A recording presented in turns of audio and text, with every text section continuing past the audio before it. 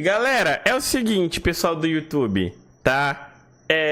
Não teremos react postado da parte 7 da análise do Narrativando, porque, primeiramente, o arco do Fox é horrível, todos nós sabemos disso.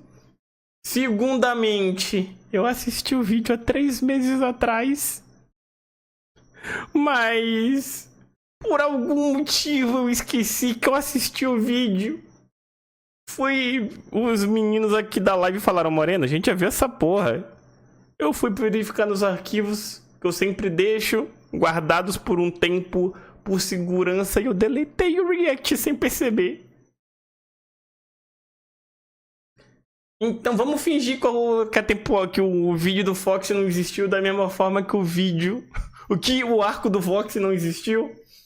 Vamos direto pra parte 7. Quando comecei a ler a Grand Line, fiquei meio decepcionado com a não queda foi, do meu aproveitamento.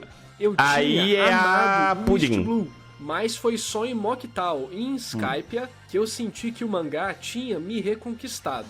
E após o final Marissa, só depois desse Skypiea, vídeo. fiquei preocupado das coisas esfriarem de novo, ainda mais pelaquela enrolação do Fox.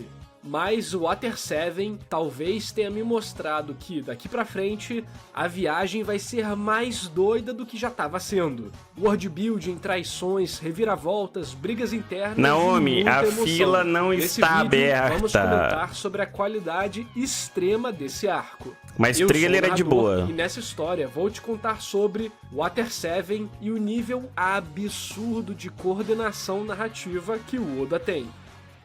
Nesse vídeo, vamos analisar o mangá do capítulo Não. É um vídeo do Narras hoje. É só um vídeo. É só a parte 7 que eu vou ver hoje. E as outras partes eu vou distribuindo ao longo dos próximos dias. 22 até o 374. Ou seja, apenas a parte de Water 7 e não de Enies Lobby. Esse ficará para outro vídeo. Vamos lá.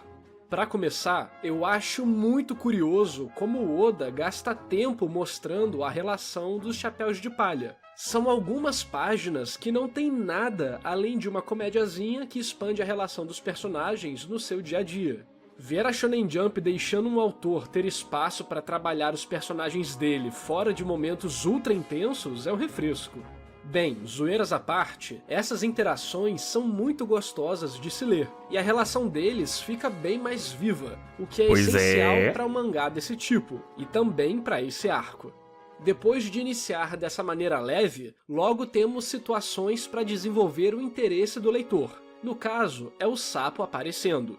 As coisas começam meio devagar, mas tudo isso é exatamente para fazer o contraste com uma das coisas mais malucas que eu já vi em One Piece até agora, um trem aquático. A apresentação dele no mangá ganha até página dupla, muito bem desenhada. A água, o trem, o sapo, o navio, realmente parece ter saído de uma pintura surrealista. Não preciso nem dizer que isso já prende a curiosidade e a atenção do leitor, né? Após nos apresentar o ponto-chave do arco de maneira Parando pra pensar aqui agora, o Oda tem esse padrão, né? A Lilith no comecinho do... Não só a Lilith, né? Mas aquela tempestade com relação a Bonnie, que aí eles salvam a Bonnie, a Lilith aparecendo. Aí a gente vai pra Elbaf, o castelo de Lego. É tudo planejado. É tudo pensado pra, tipo, dar aquele sustão na gente, né? A gente fica no... Eita porra, o que é que tá acontecendo? Impactante e inesperada, o autor começa a botar as demais peças no lugar de pouco em pouco. Temos a apresentação das pessoas na estação de trem, que por sinal está no meio do nada e tem uma escada que leva a lugar nenhum. A mulher e a criança também ficam lá, mas fazem o que no meio do nada? Realmente esse mundo é maluco, mas igualmente curioso.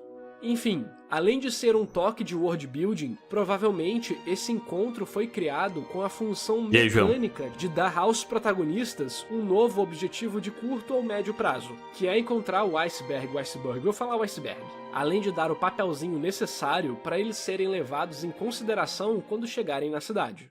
Engraçado que, enquanto iam para o Water 7, o Luffy já previu quem seria o carpinteiro deles, desenhando uma pessoa igual o Frank no papel e dizendo que queria um carpinteiro desse jeito. É um ponto divertido para quem já manja do futuro. Provavelmente devem ter muitas coisas assim durante One Piece. Mas imagina ler One Piece 2 vezes. Meu respeito aos guerreiros com essa coragem, tempo e dedicação. Ler One Piece inteiro eu não li 2 vezes, mas eu vi One Piece inteiro 3 vezes e tô na 4ª iteração. Sem contar o mangá, né, que eu tô lendo que eu estou lendo semanalmente. A chegada em Water 7, diversos pequenos elementos de world building já começam a aparecer de forma natural, sem aquela expositividade chata que vemos em alguns lugares. Já para aproveitar que estamos falando disso, esse arco é absurdo em world building. A quantidade colossal de elementos, conceitos, referências a outros momentos do mangá, enfim, a maioria das coisas que foram apresentadas rapidamente antes tem um desenvolvimento muito maior aqui. Além disso, temos vários outros elementos que nascem em Water 7. Não dá pra ficar falando de tudo que esse arco faz no world building, mas o Water 7 é incrível. Aqui está na maneira que ele transmite tudo isso naturalmente, seja pela sociedade ou pelos diálogos dos personagens. Pera aí, ainda bem que eu lembrei. Eu vi um vídeo ano passado, tem um crítico de cinema chamado Fernando Gomes. Ele faz vídeos no TikTok, né? Justamente sobre crítica de cinema, coisas e tal. E aí o irmão dele é muito fã de One Piece. E o irmão dele conseguiu convencer o Fernando a assistir One Piece, né? E ele fez um vídeo de 4 minutos só analisando esse frame. E, tipo, mostrando pro público, né, nós leigos, como o Oda conversa e explica os sentimentos dos 3 personagens através do cenário. Demelo, já sim, tá? Eu devo soltar amanhã esse. Transmite tudo isso naturalmente, seja pela sociedade ou pelos diálogos dos personagens. Até as coisas que não são explicadas diretamente podem ser deduzidas através das informações visuais que o Oda faz questão de nos dar, para fazer com que acreditemos na existência desse lugar. Um detalhe legal é a maneira que vamos descobrindo a relação da cidade com piratas. Primeiramente, isso é abordado com pessoas falando que navios piratas têm que usar o cais dos fundos, e depois mostra que eles não podem parar em certos lugares. Isso levanta questionamentos nos protagonistas. Ué, todos aqui estão acostumados com piratas? E aí começam a discutir os motivos pelos quais talvez piratas sejam tolerados ali. Um deles sendo que a cidade deve ter muita gente forte, e que por isso eles não são um problema de fato. Ao fim do capítulo, acabamos vendo isso em ação, com os carpinteiros dando uma surra em piratas que tentaram passar a perna e fazer bagunça. Achei muito engraçado que esses carpinteiros são basicamente um grupo de caminhoneiros que batem bandido, usando camisa regata e tudo mais. Nesse momento, rola aquela dica de power level que comentei em um vídeo anterior, não sei qual. O valor dos procurados é basicamente uma maneira de transmitir o poder de lutas do personagem pro leitor. Quando os carpinteiros vencem a tripulação de um pirata com recompensa, indiretamente temos uma noção do poder deles. Sim. Tudo isso pode parecer bobo, mas de pouco em pouco, uma quantidade enorme de informação vai sendo introduzida na história. Coisa que, se fosse falar com um texto, iria começar a deixar o ritmo cada vez mais lento. O resto da cidade também é muito bem feito. Tudo ali existe para deixar a trama mais interessante. Cara, esses cenários são lindos. Como algo que faz parte daquela realidade. Por exemplo, as máscaras. Elas estão ali para basicamente permitir as cenas de mistério e intriga do arco, mas acabam sendo incorporadas no mundo, o que deixa tudo muito mais natural. Fora que a maneira que a cidade funciona, seu ecossistema, dia a dia, enfim, tudo é muito bem organizado para preparar momentos no futuro. Tipo o próprio cara da CP9, falando com a Robin na rua, fazendo com que o conceito de máscaras fique instantaneamente suspeito. Quem ali está observando eles? Quem está tramando o quê? É um Essa primeiro cena da momento, Robin em si eita já se conecta porra. porque ficamos sabendo sobre ela ser um desastre ambulante, ter um passado dark e tudo mais. Inclusive, o Sanji faz o favor de recapitular tudo que o Aokiji falou no arco do Foxy. Acho que até o Oda sabe que muita gente ia pular aquilo. E ao contrário da Robin, que ganha um baita destaque, as coisas que envolvem o Franky são tratadas como sem importância nesse início, com a Frank Family atacando Mary e tomando um pau do Zoro. Enquanto prestamos atenção na Robin, o Oda aproveita para trabalhar outros elementos que aparentemente são menos importantes, e que ele sabe que não daremos tanta atenção, mas que será essencial no futuro. Infelizmente, Eu não lembrava já que tinha sabia 3 gigantes na Frank ia se Family. juntar ao grupo, visto que tô na internet ativamente por uns 20 anos. Então, é impossível não saber de certas coisas. Mas isso talvez tenha ajudado a apreciar alguns detalhes de como o Oda já estava preparando a entrada dele pro grupo, tipo o desenho do Luffy e como esses problemas vão escalando. Durante o arco, até que as piadas foram engraçadinhas, mas parece que a história inteira é uma piada pro Oda escrever gags diferentes. É como se tudo fosse uma sequência de piadas que se conectam e onde alguém eventualmente cai na pancadaria. Não que isso seja ruim, só acho muito curioso mesmo. Até porque, nesse arco, algumas dessas piadas de fato vão fazendo a história andar de pouco em pouco. Isso é um padrão do humor japonês. Principalmente aquele humor físico, né? Que a gente vê, inclusive, adaptados dentro de outras obras do universo dos mangás e tudo mais, né? A gente tem o Takaba de Jujutsu Kaisen, em Odd Taxi, que é um anime que eu também tenho react lá no nosso grupo do Telegram. Dois dos protagonistas, tipo, a história tem uns 7, 8 protagonistas, e 2 desses protagonistas fazem parte de uma dupla de humor também, né? Então meio que faz parte desse padrão de humor japonês. Opa, eu tinha perdido meu mouse. Outro detalhe que acaba ganhando um sentido extra quando você já leu o arco é quando o Kaku aparece pela primeira vez. Kaku, acho melhor Kaku. O painel dele tem meio que um whoosh, como se ele tivesse aparecido rapidamente. Eu fiquei pensando se era isso mesmo, e logo depois mostra que sim, visto que ele possui a habilidade de saltar distâncias e alturas absurdas. Inicialmente, nós nos auto-enganamos dizendo, eles são os carpinteiros, eles são fortes. O que também é um baita mérito do Oda em manipular a nossa percepção.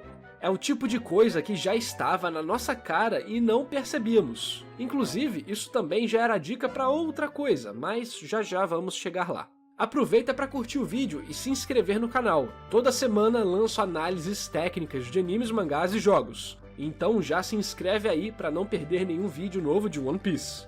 Ainda vou deixar meu like logo, inclusive. Temos mais um detalhe legal. Quando o Sanji está procurando a Robin, ele vira em um beco sem saída e não a encontra. Então ele se pergunta se eles voaram. E no fim a resposta era que sim, o cara usou o Geppou para sair dali. Na verdade não, né?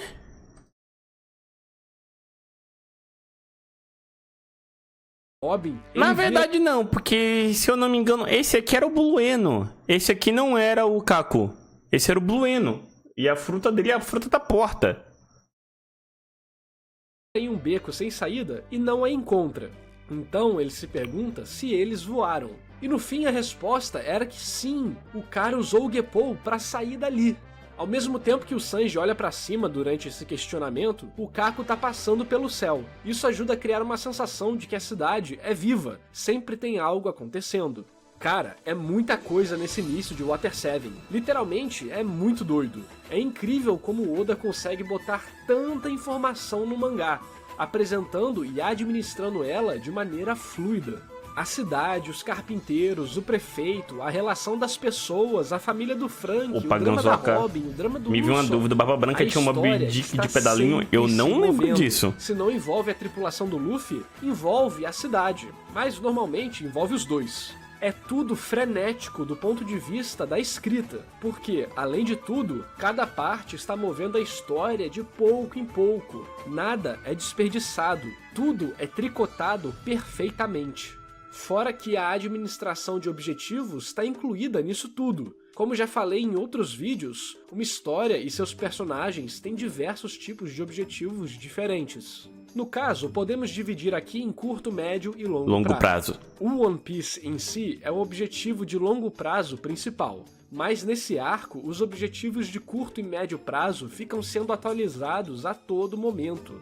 Chegar em Water 7, subir na cidade, encontrar o prefeito, consertar o barco, procurar a Robin, se resolver com o Usopp, provar que são inocentes, ir na casa do Iceberg, fugir da Aqua Laguna, resgatar a Robin.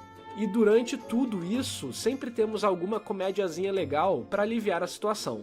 Além de tudo, também temos a administração do grupo do Frank, que é apresentado como vilão, mas vai se transformando em aliado. Isso já se conecta com outro detalhe bacana que ajuda a dar um peso dramático para a história, que é o fato do Usopp ter sido removido da cena onde os carpinteiros falam que o navio não tem reparo.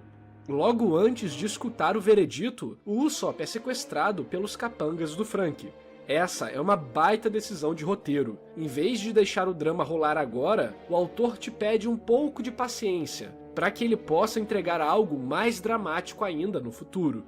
Nessa conversa sobre consertar o Merry, é legal que vemos o Luffy sendo um pouco imaturo, não querendo aceitar que o navio já era. Isso também é importante para vermos que, mesmo não querendo se livrar dele, com o tempo ele entende a responsabilidade que tem como capitão e a necessidade de tomar decisões rigorosas. Quando encontram o Usopp todo espancado, temos uma baita criação de tensão, visto que ele nem se importa com o estado que está, e sim em ter perdido o dinheiro do conserto do navio. Isso fica mais trágico ainda quando todos, incluindo nós, sabem que o navio já era, menos o Usopp. Durante toda a jornada, nós vimos como ele se importa com o navio, e nesse arco isso é mostrado ao máximo. Existem vários motivos para isso, que vamos falar mais pra frente, mas um bem claro é o fato de ter sido um presente da menina da ilha dele. Tudo isso deixa a frustração mais real ainda para nós. O fato de vermos o grupo do Frank fazendo algo que realmente é violento também aumenta a seriedade da situação. Ainda mais por terem causado essa dor emocional no Usopp, nós já ficamos ansiosos para ver eles tomando porrada. Essa cena também nos ajuda a lembrar de algo muito importante. O Usopp representa o leitor em One Piece, um cara normal em um mundo de pessoas incríveis. Ele perder para um bando de aleatórios a normal?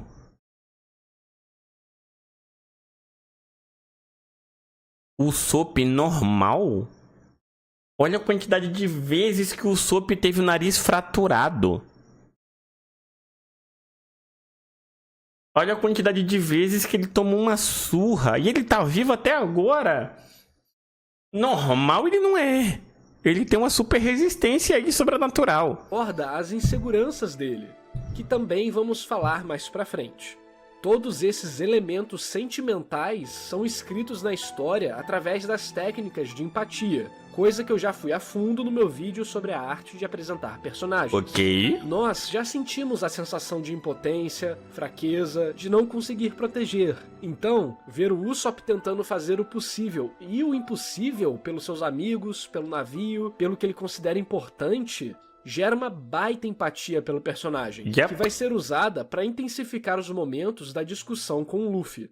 O Oda já nos prepara para sentir a dor dele na nossa pele, mas, antes disso, temos a vingança merecida com o grupo destruído. Vai demorar, Félix. Vai pegar o bolo, homem. Agora sim, chegamos no drama. Ó, tem mais 17 minutos de vídeo. Tá tranquilo. Vai lá lanchar, pô. Quando o Usopp acorda, temos uns shots bem legais do Going Merry, quase que colocando ele na cena da discussão. O momento tem um clima estranho, de tá tudo bem, mas não tá, sabe? Uma apreensão toma o ar. É muito legal como essa sensação foi passada pra mim enquanto eu lia. A conversa tangenciando o assunto principal, todos presentes, mas sem falar nada, algo muito curioso para esse grupo barulhento e agitado. Só que aí é um momento de decisão extremamente complexo, então a palavra tem que ser do capitão para informar alguém da tripulação. Algo muito curioso para esse grupo barulhento Qual é, e agitado. Ganzoca? Fica, vai fim, ter bolo. A discussão é bem real. O diálogo é ótimo, permitindo que características marcantes de todos os personagens presentes se manifestem.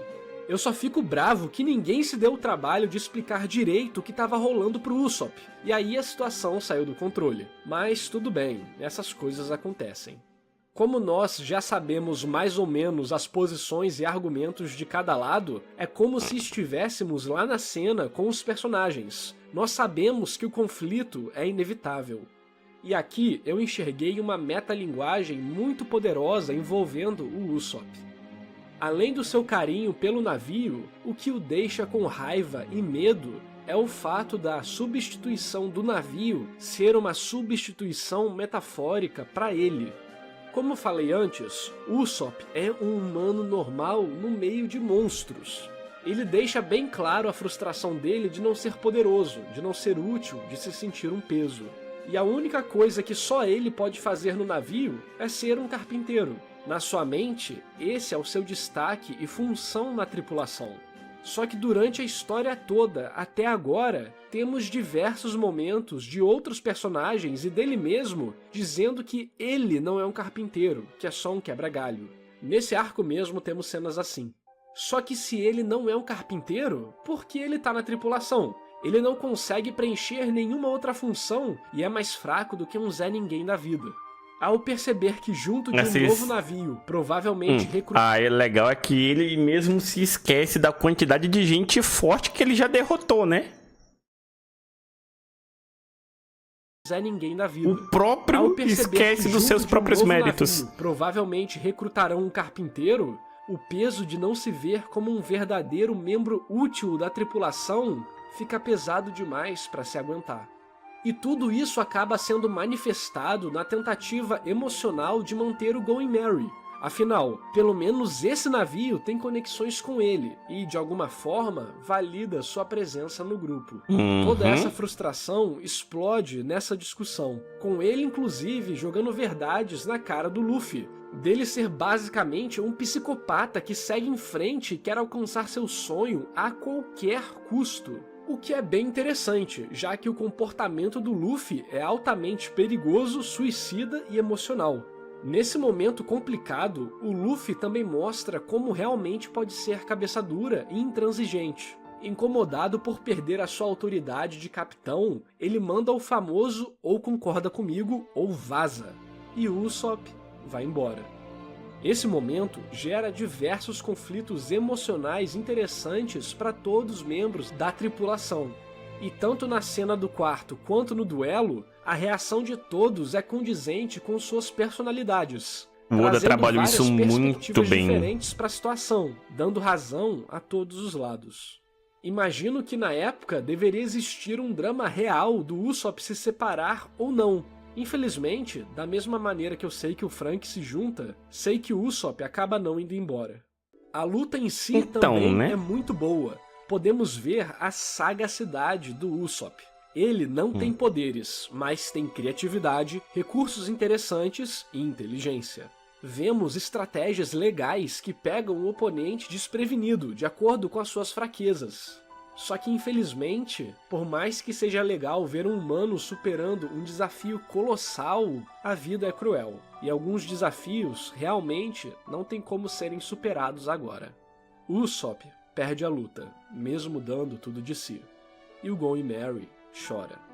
Na verdade, a partir de Skypiea, os shots do Going Merry têm sido cada vez mais proeminentes, já preparando você inconscientemente para a revelação que o Frank fará. Eu vou deixar pra discutir esse famoso tópico polêmico no final do vídeo de Enies Lobby, Qual? beleza? Enfim, esse Qual conflito tópico entre polêmico? os dois é uma baita reviravolta na história, sendo bem inesperado e quebrando o clima de companheirismo que a aventura tinha até agora. Pra piorar, enquanto tudo isso acontece, temos a trama do governo e do iceberg sendo baleado. O Oda já tinha nos dado várias dicas sobre o governo mundial, mas aqui ele começa realmente a focar no assunto, com pessoas tendo medo de falar mal do governo, e a CP9 passando por cima de qualquer direito humano para conseguir o que querem em nome da justiça, e por aí vai. One Piece se passa em uma ditadura mundial? Que doideira. Ah, esqueci de falar da apresentação do Franky. Pra mim, não tem nada demais em termos de narrativa que eu já não tenha comentado em outro vídeo da série. No fim, ele realmente parece mais um cara estranho do que um vilão. Conforme a trama da CP9 vai Um se antagonista desenrolando, do que um vilão. descobrimos a verdade por trás da Robin. E a reviravolta tem outra pequena reviravolta dentro. Ela não os traiu, ela traiu o mundo, desde que eles sejam protegidos. Achei essa construção boa, para os chapéus de palha não serem instantaneamente mortos quando havia a chance. Para aumentar mais ainda a tensão, temos a Aqua Laguna, que serve como um timer para deixar toda a história mais épica e dramática. Esse é um recurso narrativo e visual muito eficiente para demonstrar para nós a que ponto a situação está chegando. A gravidade dela caos. está metaforicamente e visualmente ligada com a aproximação do perigo da Aqua Laguna, que está em uma força nunca antes vista. Tudo isso gera uma baita complexidade para solucionar o problema, Exato. que naturalmente atiça a sua curiosidade e te deixa interessado. Durante a revelação dos traidores, eu fui enganado direitinho. Achei que a pessoa com a máscara de caveira era a secretária, mas era o Kako.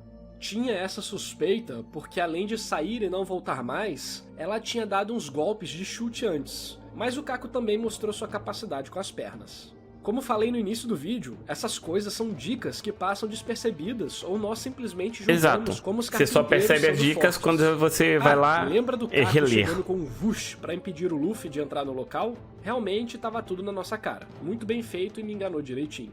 A revelação de que os traidores são as pessoas mais amadas da cidade é a reviravolta do capítulo, mas também é a reviravolta de Water 7 em si. Esse é um momento legal para vermos como o Kishotenketsu pode ser aplicado em várias magnitudes diferentes. Temos o Ki, a introdução da ilha e dos seus habitantes, o Sho, desenvolvimento dos dramas envolvendo os personagens da tripulação e da cidade, o Ten, a reviravolta, mostrando a traição da Robin e dos carpinteiros, e o Ketsu, a finalização, que dentro do arco é toda parte do trem, basicamente. Não dá para explicar completamente esse conceito oriental aqui, mas ele é bem diferente da maneira ocidental de contar histórias. Para saber mais, só assistir o vídeo O Segredo dos Mangás, link no card e descrição.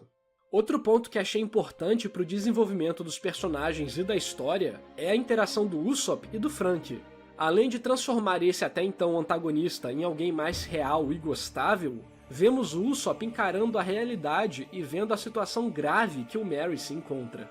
É uma cena simples, mas muito bonita, dele olhando para o problema e então fechando os olhos, não querendo aceitar aquilo. Bem, acho que falar novamente como o Oda é mestre Esse no diálogo foreshadow já é humaniza até repetitivo, muito o Franky. mas é verdade. Muito. Lembram da mulher lá na estação do trem que já tinha contato do iceberg? Tudo começa a se encaixar. Ela sabe sobre o trem, sabe o nome do sapo e por que ele tá ali. Todas essas peças soltas são conectadas no momento que o Tom é revelado pela primeira vez, em um retrato com sua família. Assim, temos mais um flashback, que talvez seja uma das partes mais legais de One Piece, e também, aparentemente, é onde os personagens morrem. De certa forma, é até poético como tudo tá relacionado. Franky é discípulo do cara que construiu o navio do Goldie Roger e agora vai virar o carpinteiro do Luffy, que também tem alguma relação com o Rei dos Piratas. Isso até podia parecer forçado, mas é tão bem construído, levando todo o tempo necessário para acontecer, que acabei sentindo o Kurodês de Nova já era uma baranga, né, bicho? Porra. Ser usado como uma ferramenta para isso acontecer.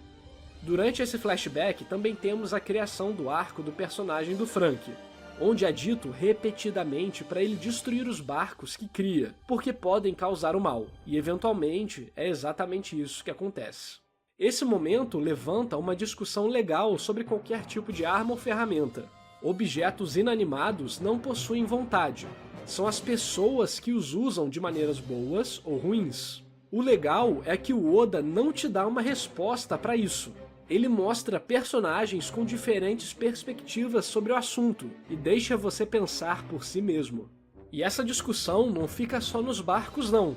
O autor escala ela para armas de destruição em massa, no caso, o Pluton. Deveriam queimar a planta? Deveriam construir? Todos deveriam ter acesso ou só um grupo restrito? Ele deveria existir para trazer justiça de um certo ponto de vista ou ninguém jamais deveria construir algo assim? Isso é muito legal. O autor te apresenta diversos personagens. Cara, o iceberg novinho era muito maneiro, velho. Mas nunca te diz no sentido do design certo ou errado. Na real, isso é feito com vários temas, como por exemplo o próprio governo mundial de One Piece, que nesse arco é retratado como a pior coisa do mundo, inclusive com o Frank sendo completamente revoltado. Obviamente ele está dando a narrativa dele, está dando a opinião dele enquanto ele vai lendo, né? A gente que já leu tudo sabe que em todo o arco o governo mundial é a pior coisa que já existiu. Mas em outros arcos, não, ele tá falando só de Water 7. Temos uma discussão entre um rei sábio que faz de tudo pelo seu povo e uma revolta popular para realmente ter um reinado justo. Qual é o certo? Bem, talvez em Alabasta possa ter parecido que era ter um rei, mas na Ilha do Chopper o que rolou foi exatamente o contrário. O Apol era um rei tirano e foi deposto pela população, que acabou com o sistema antigo. Novamente, o Oda não te deu a resposta. Ele apresentou o que para aquele grupo de pessoas, naquela realidade e com aquelas capacidades, foi o ideal de se fazer para se obter o que era possível no momento. Continuando a história em si, antes da sequência do trem, novamente o Sanji me surpreende e aparece do nada para salvar a história, de modo completamente plausível. Que raiva que dá do Oda, ele desvia minha atenção com 1 milhão de coisas acontecendo, e depois me lembra que o Sanji existe e estava tentando resolver outro problema.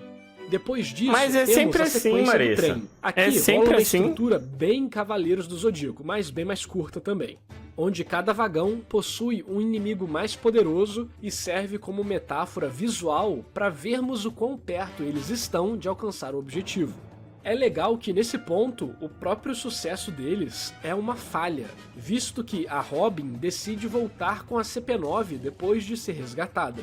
Isso que é tentativa e falha, viu? Putz. E é legal eles de fato falharem dessa vez, abrir um espaço para um novo arco acontecer, que é a Enies Lobby. Dentro dessa parte do trem, tem algumas coisas que eu gostaria de destacar. As lutas do Oda não são lá as melhores lutas shonen, tanto em coreografia como desenho e tal. Pelo menos até o momento, sempre que as lutas se estendem demais, elas ficam meio fracas. Mas elas têm um peso emocional incrivelmente forte, e isso já faz qualquer luta ser boa por si só. Para entender mais sobre como lutas na ficção funcionam, só assistir meu vídeo consertando God of High School. Outra coisa que eu não podia deixar de comentar é o cara que solta miojo pelo nariz. Ai, o Anze. Ah, mano, pelo amor de Deus. Esse tipo de coisa me quebra completamente. Realmente, não é minha praia. Mas hoje não tô aqui pra reclamar do fato dele ser um homem que solta miojo pelo nariz. No caso, quero usar esse momento como exemplo de cena que é grande artificialmente e acaba enrolando a história com coisas que não têm real importância. E isso fica bem claro em One Piece, porque a maioria dos momentos sempre tem algo relevante. Então, é o seguinte. Ah, cara, na verdade, eu tô desanimado de falar sobre essa aberração. Segue aí um resumo. Não é desafio real pro Sanji, temos uma falsa reação de preocupação do personagem, o inimigo é caricato ao ponto de tirar qualquer real possibilidade de problema. A cena pode até existir pra algo no futuro, porque aparentemente tudo que o Oda faz serve pra algo no futuro. Sim. Só que o problema aqui é tentar forçar uma sensação que não existe. E ali o negócio fica Em nenhum momento eu me arrastado por preocupei esse com o motivo. Sanji. Eu Nenhum. podia elaborar mais, mas sinceramente não tô com saco pra falar do homem que solta miojo pelo nariz. Não é minha praia. O último detalhe que eu gostaria de levantar é o fato do Luffy e do Zoro abrirem um buraco na Tsunami. Mano, simplesmente é só pedir pra eles aumentarem a força que eles aumentam, é? Literalmente o Zoro pergunta qual é o dobro de tal número e é isso aí, ele solta um golpe mais forte. Aparentemente o fato dele aprender a multiplicar número é o suficiente pra fazer o golpe. Depois de todo o drama que os Chapéus de Palha passaram, o arco termina com Enies Lobby se aproximando, trazendo a certeza de mais problemas. Ler esse arco foi uma experiência muito interessante. Ele não faz nada de revolucionário, mas eleva ao nível máximo quase tudo que se propõe a fazer. O super trincadão. O world building, o drama dos personagens, a trama, as promessas de algo maior e muito mais. Acho que a única coisa que esse arco não consegue se superar é na questão dos flashbacks, ainda mais vindo logo depois do Calgara e do Norland. Mas o que ele não consegue superar em emoção, ele com certeza compensa conectando a história, os personagens, o mundo e a linha do tempo de One Piece. Tudo se amarra, todos os momentos têm importância. Extremamente tudo encaixado. Para algum personagem, pro mundo, pro futuro, presente e passado. Como sempre digo, é assustador. Não é simples não, Félix. O Water 7 definitivamente não é simples. Ao mesmo tempo. Sua dedicação a One Piece é colossal, e poder fazer vídeos estudando essa obra incrível para aprender mais de narrativa junto com vocês é uma oportunidade que eu nunca imaginei que teria. Mas eu quero saber de você, o que achou desse arco? Me diz aí nos comentários. E olha que nem deu pra falar sobre tudo, hein? Lembrando que essa foi uma análise técnica e não da história. Então, tentei me ater só aos pontos que podemos estudar como Oda escreveu a história. Mas mesmo assim, no mínimo uns 10 minutos de detalhes técnicos foram cortados. Se você chegou até aqui, dá like no vídeo, se inscreve no canal e ativa o sininho pra não perder nenhuma análise de One Piece. Essa aventura tá longe de acabar e o apoio de vocês é essencial. Caso queira me ajudar a continuar produzindo conteúdo, vire membro do canal. A partir de R$5 você ganha vários benefícios. Não só isso, Marissa, mas tipo...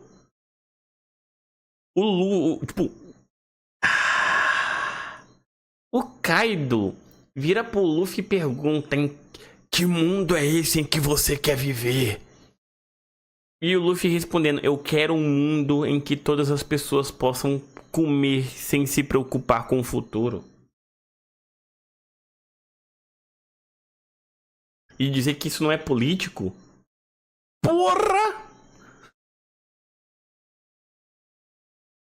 Porra! Mano, o desejo do Luffy é que todo mundo possa ter o que comer sempre que quiser. E é todo mundo, tá ligado? Ai, Moreno, mas é só porque ele adora comida.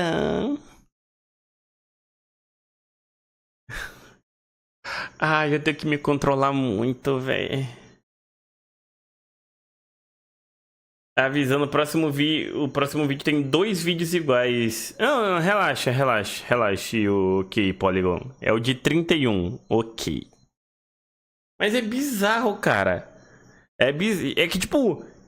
tem muita gente que reclama de política em One Piece, mas justamente são as pessoas que não sabem o que é política de verdade. Que acham que política é só guerrinha ideológica entre partido de esquerda e partido de direita. Político de esquerda, político de direita. Não é, cara. É tudo. Tudo que você consome tem de alguma forma um sentido político na vida. O tipo de música que você escolhe gostar depende de políticas sociais, do seu acesso à informação, do quanto você tem de dinheiro para poder consumir música. Sabe, eu não tô falando no sentido de Spotify da vida, mas se você só tá restrito às músicas locais, se você tem um conhecimento suficiente para se interessar por músicas de outros países, de línguas que você não fala, sabe? As séries que você consome, os filmes que você consome também são apenas resultados de políticas sociais, do quão acesso você pode ter, até mesmo as coisas que você gosta de comer dependem de situações políticas, tanto da sua família, não no sentido de minha família de esquerda ou minha família de direita, mas depende do local onde você vive, depende do acesso à cultura, a cozinhas de influências diferentes, culturas diferentes, depende da forma como você foi educado para ter o interesse de aprender a cozinhar ou procurar receitas diferentes. Tudo isso são situações políticas. Política é muito mais do que partido de esquerda ou partido de direita. Sabe? Eu só sou uma pessoa que começou a se interessar por anime. Eu só comecei a me interessar por anime porque porque eu tenho esse lado curioso da minha vida, que é conhecer culturas de outros lugares. Mas por que eu comecei a despertar esse interesse? Por conta da educação que eu tive durante o ensino médio. Que durante o ensino médio eu estudei na escola federal, que tinham excelentes professores que começaram a me despertar essa curiosidade para conhecer coisas diferentes, culturas diferentes, conteúdos diferentes. Aí juntou com a minha vontade de conhecer línguas diferentes, que eu comecei a me divertir com a língua inglesa, eu comecei a ter um interesse de entender outras línguas. E aí eu fui conhecer séries e comecei a procurar séries de forma legendada, porque eu queria entender inglês. Aí depois eu fui me interessar por japonês, e aí fui fã de anime, fui começar a me interessar por coreano, comecei a gostar de K-pop. Tudo isso são situações políticas, sabe? Políticos-sociais.